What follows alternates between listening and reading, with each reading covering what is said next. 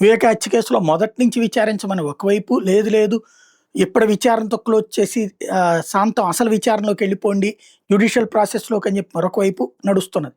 Sunitha supreme కోర్ట్‌కెళ్తే కింద కోర్ట్‌లోను వెళ్ళి అక్కడే కోర్ట్‌లో సీబీఐ కోర్ట్‌లోనే అడగమంది. సీబీఐ కోర్ట్‌లో సునీత ఇప్పుడు విచారిస్తున్నట్టు వేసిన పిటిషన్ వాదనలు విన్నాం. ఇప్పుడు ఇటు బెయిల్ రద్దు చేయమన్నటువంటి అవినాష్ రెడ్డి, భాస్కర్ రెడ్డి ఆ నిందితుల తరపున న్యాయవాదుల వాదనలు కొనసాగుతున్నాయి.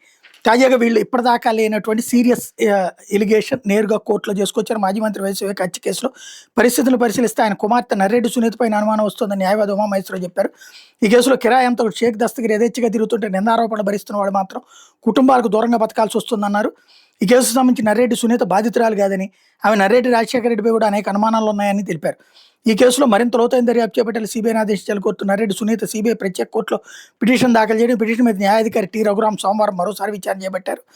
ఈ సందర్భంగా Shivashankar Reddy, YS Bhaskar Reddy, MP YS Avinash Reddy తరపు న్యాయవాది ఉమామహేశ్వరరావు వాదనలు వినిపించారు. ఆర్థిక విభేదాలు, కుటుంబ వివాదాలు, వివేక మరో పెళ్లితో పరువు పోతోందన్న గొడవ, ఆస్తిని రెండో భార్యకు ఆ కుమారుడికి రాసిస్తారన్న కోపం, ఆయన ఏకాకిం చేయడం, తిండి పెట్టే దిక్కు లేకపోవడం, తండ్రి గొడ్డలతో నరికానని చెప్పిన కిరాయి నరహంతకుడు షేక్ దస్తగిరికి అనుకూలంగా వ్యవహరించడం, అతడి బెయిల్ని వ్యతిరేకించకపోవడం, అతడు స్వేచ్ఛగా తిరుగుతున్న మెనకొండటం, ఇవన్నీ గమనిస్తే కనీస పరిజ్ఞానం ఉన్న వాళ్ళకు కూడా సునీత మీద అనుమానం వస్తుందని చెప్పారు. కానీ సీబీఐ ఆ దిశగా విచారణ జరపలేదన్నారు. ఆమె చెప్పిన మేరకు నిరాధార నిందలు మోపి మరికొందరు నిందితులుగా చేర్చేలా దర్యాప్తు మరింత లోతుగా చేసేలా ఆదేశాలించాలని పిటిషన్ వేయడం ఆశ్చర్యం కలిగిస్తోందన్నారు. అనంతరం విచారణ న్యాయస్థానం వాయిదా వేసింది. కరడుగట్టిన కిరాయి నరాంతకుడు దస్తగిరి స్వేచ్ఛగా ఎక్కడికంటే అక్కడికి తిరుగుతుంటే నిందమోపబడిన వారు స్వగ్రామానికి దూరంగా హైదరాబాద్లో ఉంటూ న్యాయస్థానం చుట్టూ తిరుగుతున్నారు.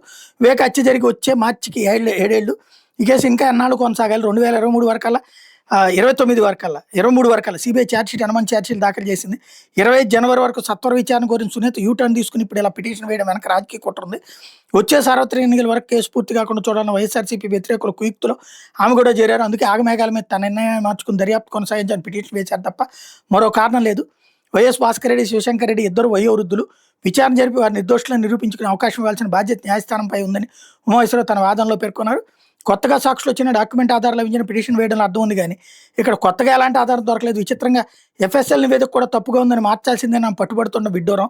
ఇలా ఆమె కోరిన వాటన్నింటిని కోర్టు అంగీకరిస్తే ఏళ్లకేళ్లు గడిచిన ట్రయల్ కూడా ప్రారంభం కాదు. రోజువారీ విచారణ కోర్టు హైకోర్టులో ఆమె వేసిన పిటిషన్ ధర్మాసనం అనుమతిస్తే ఈ కోర్టు తదుపరి దర్యాప్తునికి అనుమతి ఇచ్చిన నిష్ప్రయోజనం. సునీల్ యాదవ్ తనకు కోర్టు ఇచ్చాడని దస్తగిరి వాంగ్మూలం ఇచ్చాడు. అందులో చాలా మొత్తం సీబీఐ రికవరీ చేయలేదు. అది రికవరీ చేయాలని మేము వాదనలు వినిపిస్తున్నాం, కానీ సునీల్ దాన్ని పట్టించుకోరు.